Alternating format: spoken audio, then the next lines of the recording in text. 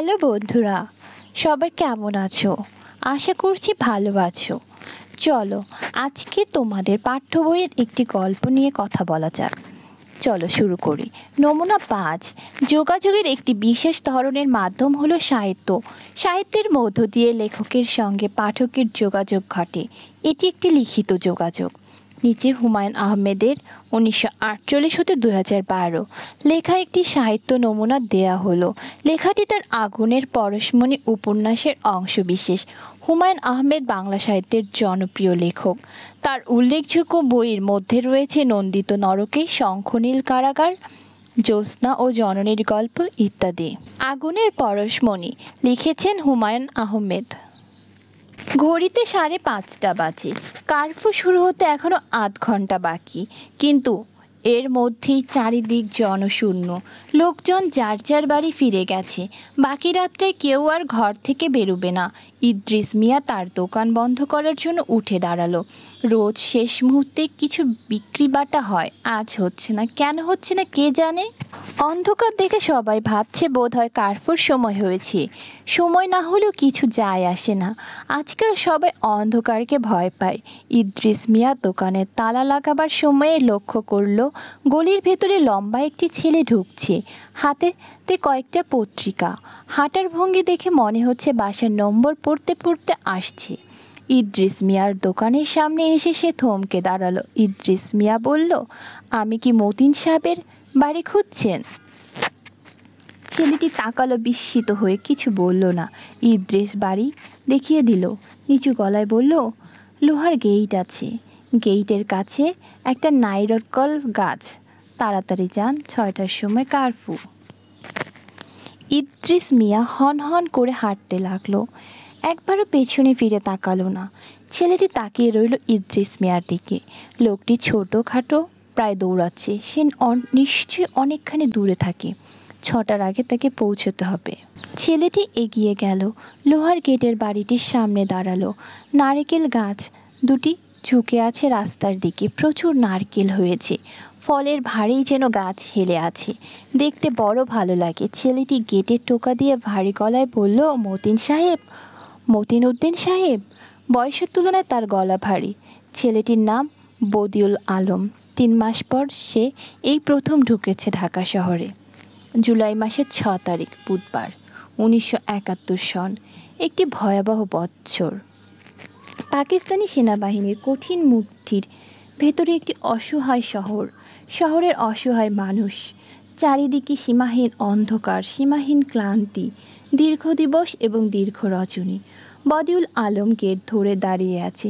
সে শহরে ঢুকেছে 7 জনের একটি ছোট্ট দল নিয়ে। শহরে গেরিলা অপারেশন চালানোর দায়িত্ব তার। ছেলেটি রোগা, চশমায় ঢাকা বড় বড় চোখ, গায়ে হালকা নীল রঙের হাওয়াই শার্ট। সে একটি রুমাল বের করে কপাল মুছে দ্বিতীয়বার ডাকলো, মতিন সাহেব, মতিন সাহেব। মতিন সাহেব দরজা খুলে বের হলেন। দীর্ঘ সময় অবাক হয়ে তাকিয়ে রইলেন ছেলেটির দিকে। এ তো নিতান্তই বাচ্চা ছেলে, এদিকে আসার কথা। আমার নাম বদিউল আলম, এসো বাবা, ভেতরে এসো। সামান্য কথা বলতে গিয়ে মতিন সাহেবের গলা ধরে গেল। চোখ ভিজে উঠল।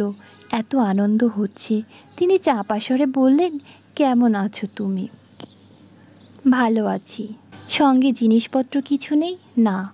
বলো কি? সুরমা দরজার পাশে এসে দাঁড়িয়েছেন, পর্দা সরিয়ে তাকিয়ে আছেন। মতিন সাহেব বললেন, এসো, ভেতরে বসো। দাঁড়িয়ে আছো কেন? গেটটা বন্ধ, গেট খুলুন। ও আচ্ছা আচ্ছা। মতিন সাহেব সংকুচিত হয়ে পড়লেন। 5:30টার দিকে গেটে তালা দিয়ে দেয়া হয়েছে। চাবি থাকে সুরমার কাছে। সুরমা আঁচল থেকে চাবি বের করলেন। গেটে তালা দিয়ে রাখি, আগে দিতাম না, এখন দেই। অবশ্যই চুরি ডাকাতির ভয়ে না, চুরি ডাকাতি কমে গেছে। চোর ডাকাতরা এখন কিভাবে বেঁচে আছে কে জানে। বোধহয় কষ্টে আছে। বদিউল আলম বসবার ঘরে ঢুকলো। মতিন সাহেবের মনে হলো এই ছেলেটির কোনো দিকেই কোনো উৎসাহ নেই। সোফাতে বসে আছে, কিন্তু কোনো কিছু দেখছে না। বসার ভঙ্গির মধ্যেই গা ছেড়ে দেয়া ভাব আছে। মতিন সাহেব নিজের মনে কথা বলে যেতে লাগলেন, কয়েকদিন ধরে আমরা স্বামী স্ত্রী আছি এই বাড়িতে। আমাদের 2 মেয়ে আছে, রাত্রি আর অপলা। ওরা তার ফুপুর বাড়িতে সোমবার আসবে। ওদের ফুপু মানে আমার বোনের কোনো ছেলেপুলে নেই।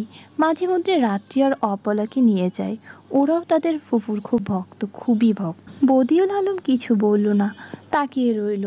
মতিন সাহেব খানিকটা অস্বস্তি বোধ করতে লাগলেন। গলা পরিষ্কার করে বললেন, অবস্থা কি বলো শুনি। কিসের অবস্থা? তোমরা যেখানে ছিলে সেখানকার অবস্থা। ভালোই। আমরা তো কিছুই বুঝতে পারছি না। বাঘের পেটের ভেতর আছি, কাজে বাঘটা কি করছে না করছে বোঝার উপায় নেই। বাঘ মারা না পড়া পর্যন্ত কিছুই বুঝবো না, মারা পড়ার পরই পেট থেকে বের হব। মতিন সাহেবের এটা একটা ভিন্ন ডায়ালগ।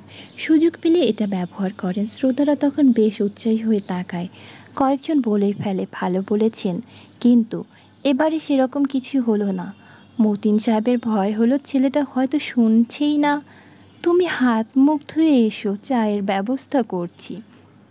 চা খাবো না, ভাতের ব্যবস্থা করুন, যদি অসুবিধে না হয়। না না, অসুবিধে কিসের? কোনো অসুবিধে নেই। খাবার টাবার গরম করতে বলে দেই।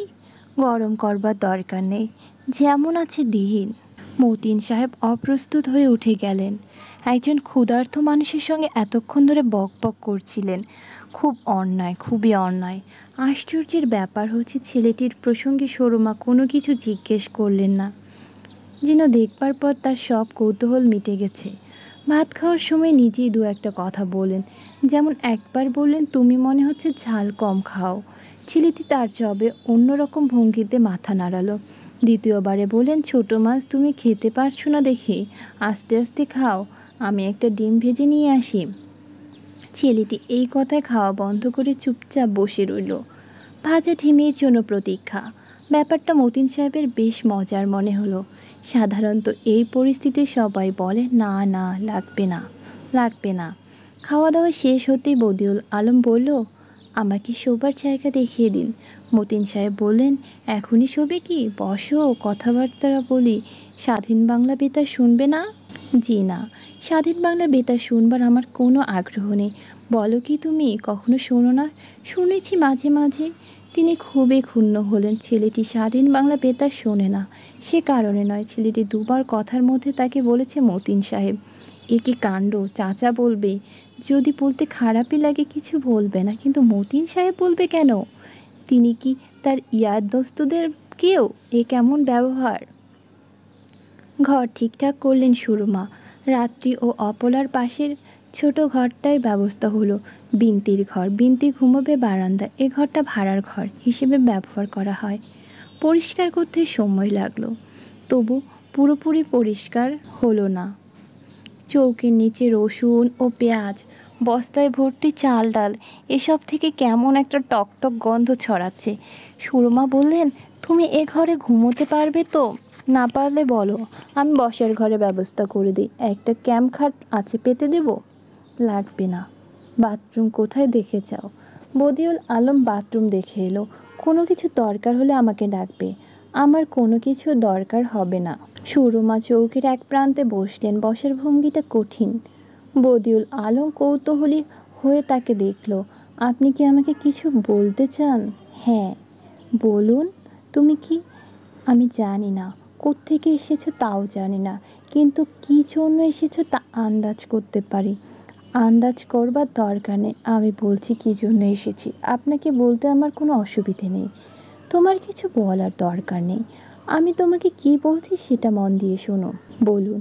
তুমি সকালে উঠে এখান থেকে চলে যাবে। ছেলেটি কিছু বলল না, তার দিকে তাকালোও না। দুটি মেয়ে নিয়ে আমি এখানে থাকি, কোনো রকম ঝামেলার মধ্যে আমি জড়াতে চাই না। রাত্রির বাবা আমাকে না জিজ্ঞেস করে এসব করেছে। তুমি কি বুঝতে পারছো আমি কি বলতে চাচ্ছি? পারছি। তুমি কাল সকালে চলে যাবে। কাল সকালে যাওয়া সম্ভব না। সব কিছু আগে থেকে ঠিকঠাক করা, মাঝখান থেকে হুট করে কিছু বদলানো যাবে না। আমি 1 সপ্তাহ এখানে থাকবো। আমার সঙ্গে যারা যোগাযোগ করবে তারা এই ঠিকানাই জানে। সুরমা অবাক হয়ে তাকিয়ে রইলেন। কী রকম উদ্ধত ভঙ্গিতে সে কথা বলছে! এ কী কাণ্ড! তোমার জন্য আমি আবার মেয়েগুলোকে নিয়ে বিপদে পড়বো? এসব তুমি কি বলছো? বিপদে পড়বেন কেন? বিপদে পড়বেন না। 1 সপ্তাহের মধ্যে আমার কাজ শেষ হয়ে যাবে। এর পরের বার আমি এখানে উঠব না। আর আপনার মেয়েরা তাদের ফুপুর বাড়িতে থাকুক, 1 সপ্তাহ পর আসবে। তুমি থাকবেই? হ্যাঁ, অবশ্যই আপনি যদি ভয় দেখান আমাকে ধরিয়ে দেবেন সেটা অন্য কথা, তা দেবেন না সেটা বুঝতে পারছি। সুরমা উঠে দাঁড়ালেন। যে ছেলেটিকে এতক্ষণ লাজুক এবং বিনীত মনে হচ্ছিল, এখন তাকে দূর বিনীত অভদ্র একটি ছেলের মতো লাগছে।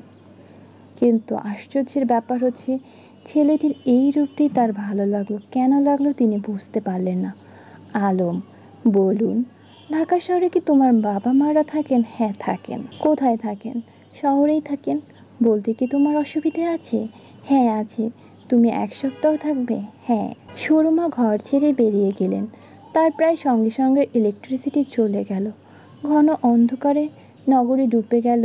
ঝুমঝুম বৃষ্টি নামল। শব্দের অর্থ কারফিউ, কারফিউ বা বাড়ির বাইরে বের না হওয়ার সরকারি নির্দেশ। ক্যাম্প খাট, কাঠ ও মোটা কাপড়ে তৈরি খাট। গেরিলা অপারেশন, নিজেকে গোপন করে শত্রুকে ঘায়েল করার যুদ্ধ। ঝুম বৃষ্টি, প্রবল বৃষ্টি। ডায়ালগ, সংলাপ, বিক্রি বাটা, বেচা কেনা। স্বাধীন বাংলা বেতার, মুক্তিযুদ্ধের সময়ে পরিচালিত বাংলাদেশের বেতার কেন্দ্র। বন্ধুরা, আজকের গল্পটি এখানেই শেষ হলো। দেখা হবে পরবর্তী কোনো ভিডিওতে। সবাই ভালো থাকবে, সুস্থ থাকবে। বাই।